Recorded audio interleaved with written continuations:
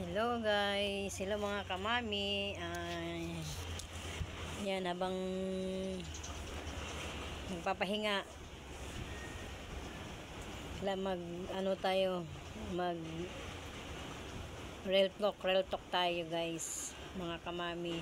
Ayan, ganito lang ang ano natin pagka may natapos na lalabahan o sasampay na karon kay wala pa mantay na human mga relax anay habang walay kausap ba. Ayan lo guys, ako lang mag-isa dito kasi kaya medyo boring ba, walay makasulti. Ayan.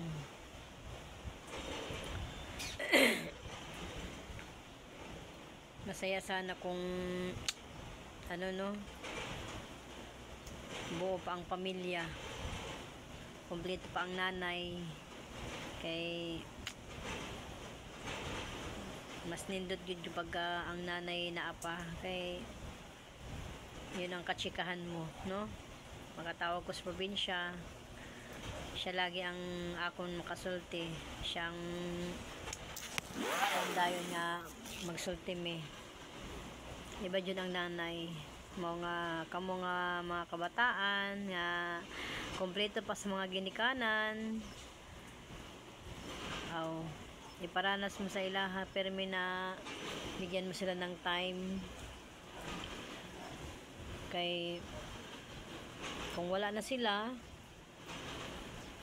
wala na kayong maiano sa kanila, hindi mo na sila makabanding, hindi mo na sila makakausap. Kaya hanggat may panahon, hanggat nandyan pa yung mga nanay nyo, mga magulang nyo, habang kaya nyo pa silang makabanding, kaya mo pa silang i-priority sa mga ano nyo, sa mga oras nyo, yan, bigyan nyo rin ng time yung mga magulang nyo kahit papano.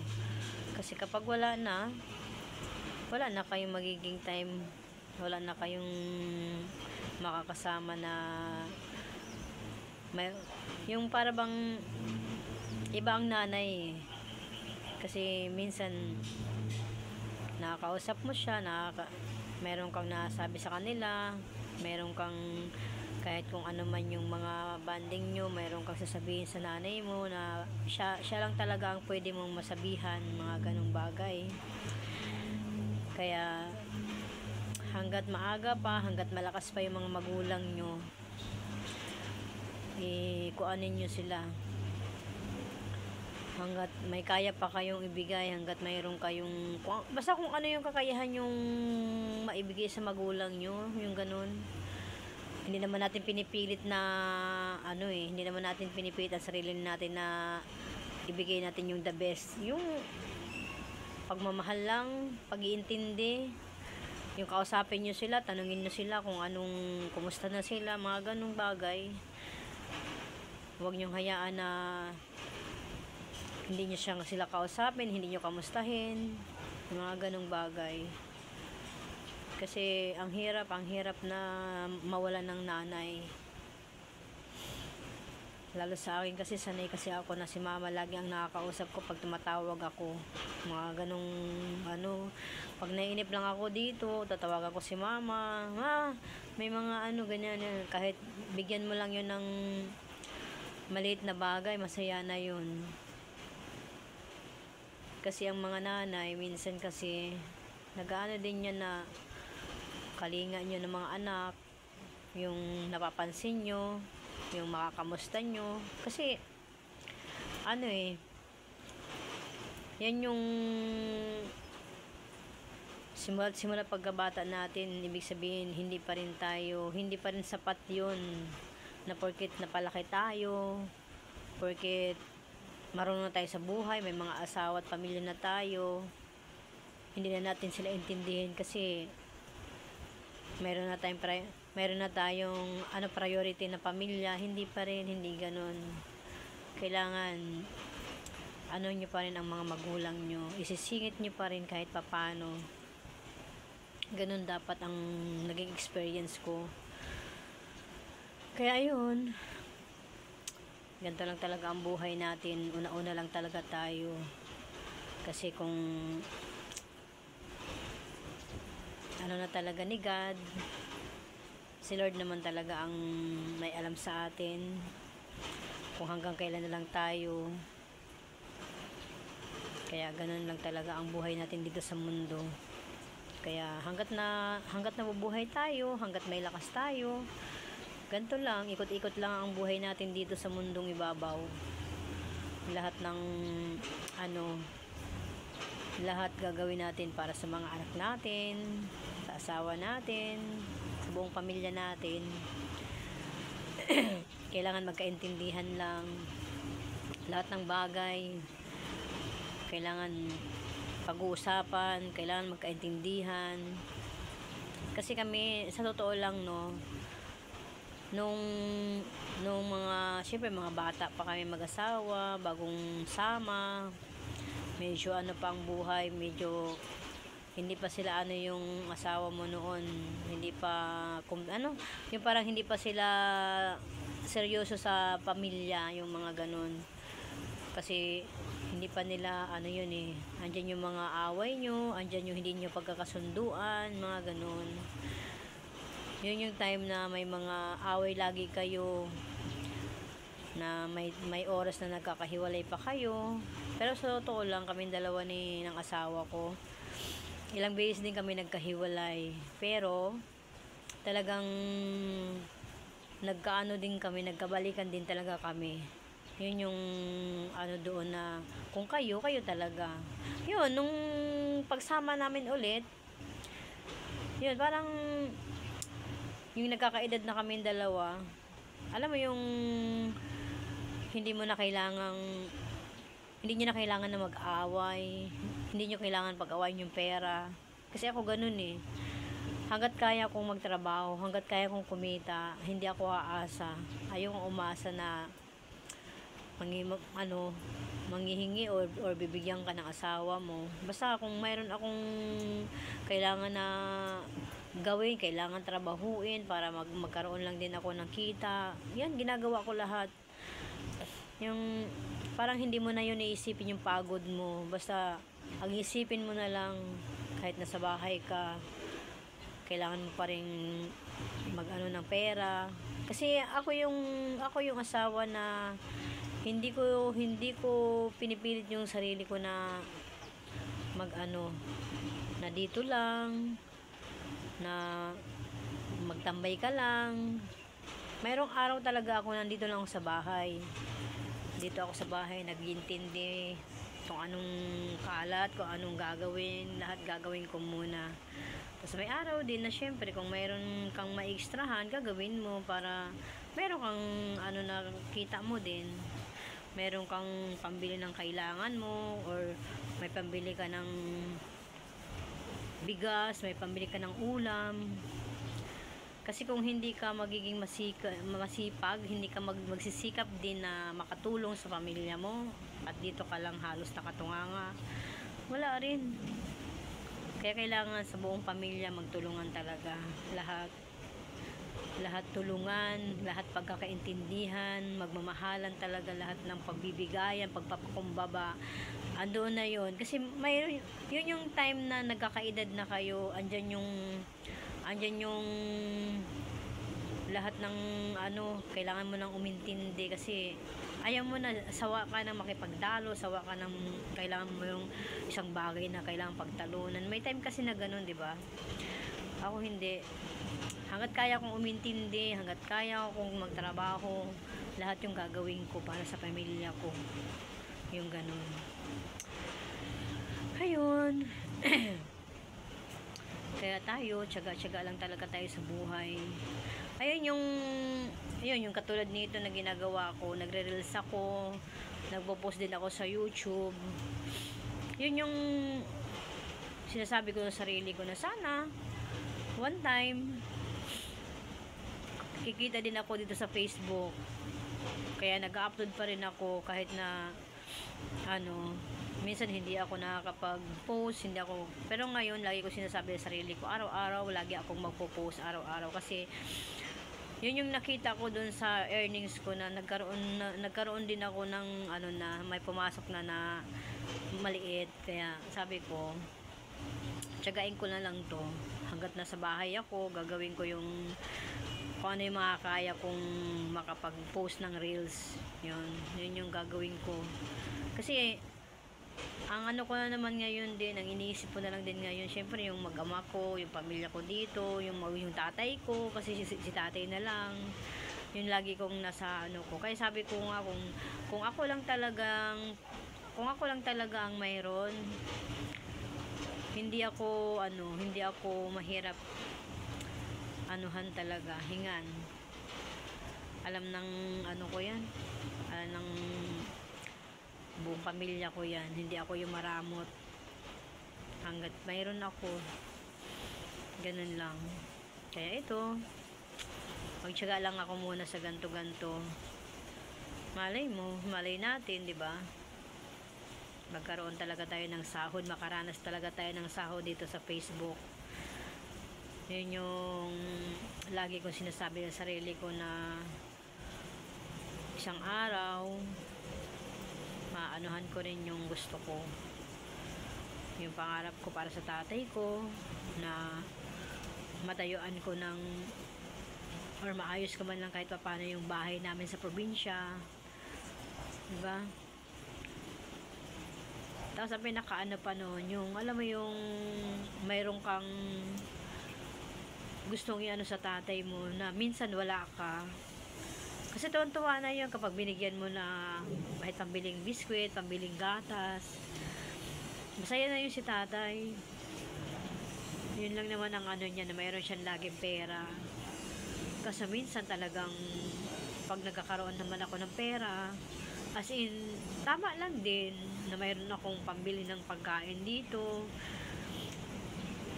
Kasi hindi talaga pwede na kapag mag-manicure ako, magkaroon man ako ng kita, hindi ko siya matitiis na hindi ako bibili ng ulam. Yun yung ugali ko na kapag mayroon ako, bahala na ako na sasagot noon, ako na bibili. Ganun yung ugali ko. Basta pag mayroon ako, hindi ako maramot. Alam ni Lord yan. Yun lang yung gusto ko talaga sa buhay, yung na sana na magkaroon talaga ako ng kita dito. Kasi syempre lahat naman tayo may pangarap, 'di ba? Minsan nga lagi ko sinasabi sa sarili ko na bakit yung sarili ko hindi ko rin kayang mapa-check up. Lagi ko iniisip yung asawa ko na siya ang magpa-check up. Lagi kong iniisip yung kapatid ko na may diabetes na nag-i-insulin. Parang hindi ko na iniisip yung sarili ko. Iniisip ko na lang yung sila. Yung hindi ko matiis na hindi ko sila intindihin. Pero yung sarili ko, mayroon din naman pala akong kailangan na ipa-check up. Pero hindi ko na naiisip kasi syempre kapos din sa pera. Yun yung ano ko. Ang hirap lang na wala ka, na gusto mong gawin yung dapat na ano mo sa mahal mo sa buhay, na wala ka rin kakayahan na may ambag, wala kang kakayahan na maibigay na magpa-check up, yung ganun. Lahat kasi nagkaroon na ako ng phobia nung nasa ospital kami ni mama, na alam mo yung halos nangungutang ako. Lagi ako nagdadasal na sana may tumulong, na kahit papano may pang ano sa mama ko nung nasa ospital kami. Pero sa awa ng Diyos, meron din namang mga nagbibigay sa akin, mga kaibigan ko, mga pinsang ko, na halos ako lang yung nasa ospital. Iniintindi ko yung mama ko, na kahit gustuhin ko man bumili ng pagkain sa labas, pero hindi na lang ako bumibili. Ang kinakain ko na lang yung rasyon sa ospital para makatipid. Lahat yun kinaya ko, kahit mag-isa ako, kinaya ko lahat yun. Doon sa Tacloban kami ng mama ko. Yung ang hirap na wala ka mautusan, halos puyat ang nararamdaman mo. Lahat yung ginawa ko para sa mama ko kasi gusto ko siyang mabuhay. Kaso wala eh. Bumigay talaga siya. Na lahat ginawa mo. Lahat ginawa mo para sa mama mo, para mabuhay siya. Pero ang sakit lang. Ang sakit lang nung time na yun na wala kang nagawa nung nalalagot na nanghihinga yung mama mo. Ang sakit sa dibdib. Na hanggang ngayon, daladalo ko yun. Hanggang ngayon, naiisip ko yun. 5 months na namatay si mama ko, pero hanggang ngayon, nasa utak ko pa rin, nasa isip ko pa rin lahat na nangyari sa amin. Kaya gusto ko mangyari ngayon sa tatay ko na sana pag nangailangan yung tatay ko na para sa kanya na mapacheck up ko, sana may pera ako na maibigay, mapacheck up sa kanya. Kasi ang hirap na mawalan, ang hirap nang nawawalan ng magulang. Yun yung pinakamasakit para sa akin na nawala si mama.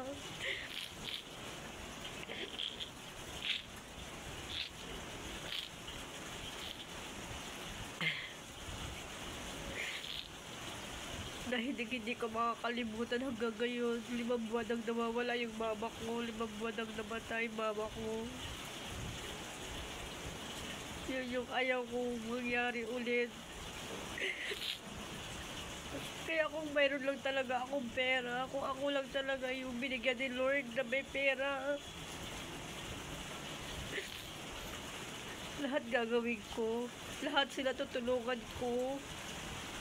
Kaso wala, hindi nangyari sa akin ang ganung bagay. Kasi siya na po. Sobrang naano lang kasi ako. Naayaw ko na mangyari ulit. Yung na-experience ko sa mama ko, na wala akong hindi namin kaagad ng panggamot.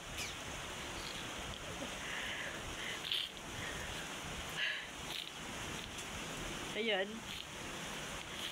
Ngayon naman yung aking kapatid na nag-i-insulin siya, na minsan may time din na pag nagutuman siya, nag-ano din yung kanyang diabetes, nagiging 41. Kaya ngayon, nung nasa akin na ulit siya, gagawin ko ang lahat na huwag siya madugutuman. Kahit biscuit, talagang inaano ko sa kanya, magbaon siya ng candy. Kasi ang hirap. Sobrang hirap na magkaroon na naman ng ganun. Ayan po. Pasensya na po kayo. Na-share ko lang po sa inyo. Na sana po maging ano din ako sa inyo. Na sana mayroon din kayong nakuha sa akin na experience. Kasi lahat ng itong na-share ko sa inyo, inaranasan ko po talaga. Kaya ayoko na pong mangyari ulit sa magulang ko, sa tatay ko, sa asawa ko, at sa kapatid ko. Ayoko na pong maranasan. Kaya nagsusumikap din ako na magganto, magre-reels, mag-YouTube. Kasi gusto ko silang matulungan. Hanggat nandyan pa sila, hanggat nandito pa tayo. Ayan po. Thank you so much po. Maraming salamat po. Pasensya na kayo at naiyak po ako sa na-share ko lang sa inyo. Maraming salamat. Sana po mag-subscribe po kayo sa YouTube ko. Thank you so much po. Unti-unti lang po ako nag-upload dito. Maraming salamat po talaga. Sana po mayroon din makapanood dito sa video ko na to, na mayroon na makakayahan na kahit pa paano na mag-ano sa akin. Maraming salamat po. Sana po mapansin niyo po ang video ko sa YouTube ko. Maraming salamat po. Thank you so much. Bye-bye.